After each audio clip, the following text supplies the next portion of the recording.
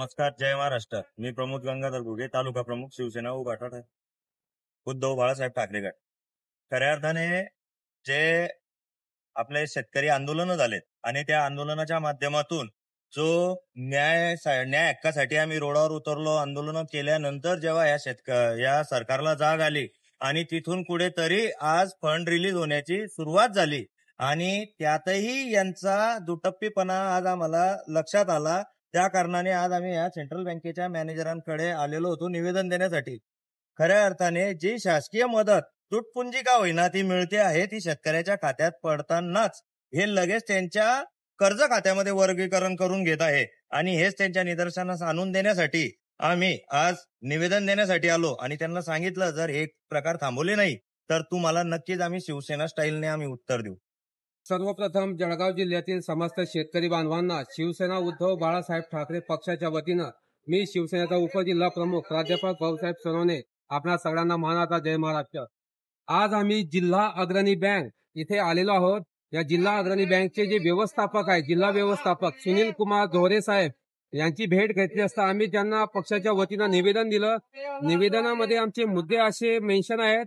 या निवेदनात आम्ही स्पष्ट म्हटलेलं आहे की जो आपल्या शेतकऱ्यांचा हक्काचा केळी पीक विम्याचा पैसा असो किंवा अतिवृष्टीने नुकसान भरपाई जी जमा झालेली असेल ती नुकसान भरपाईची रक्कम आमच्या शेतकऱ्यांच्या खात्यामध्ये वर्ग होत असताना जिल्हा अग्रणी बँकच्या अखत्यारीमध्ये ज्या येणाऱ्या नॅशनलाइज बँक आहेत किंवा सहकारी बँक आहेत, त्या सहकारी बँकेच्या अंतर्गत जे शेतकरी आहेत त्या शेतकऱ्यांच्या कर्जापोटी कर्जफेडीसाठी हप्ते बळजबरीने वसुली केली जात आहे.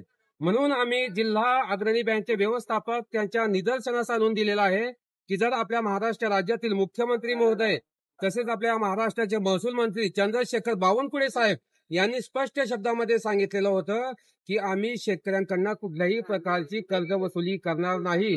तर मला या महाराष्ट्र शासनाचा यांना सवाल विचारायचा आहे की मुख्यमंत्री महोदय, महसूल मंत्री महोदय, जर आपण आदेश दिलेले आहेत, आपल्या आदेशाला जर हे केळाची टोपली समजत असेल, जर आपल्याला महत्व देत नसेल तर मग आपला याच्यामध्ये शासनामध्ये जाण्याचा काही अधिकार नाही.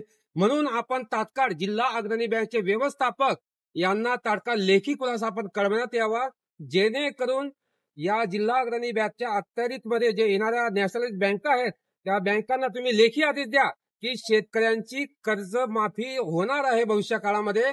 म्हणून त्यांची जी रक्कम जमा झालेली आहे नुकसान भरपाईची रक्कम ती कर्ज खात्यामध्ये वर्ग न करता त्यांच्या बचत खात्यामध्ये राहू द्या व त्यांना ती रक्कम काढू द्या, जेणेकरून शेतकरी आपलं जे पीक नष्ट झालेलं आहे त्या पिकाला उभं करण्यासाठी, शेतीला तयार करण्यासाठी त्या पैशाची त्याला मदत होईल.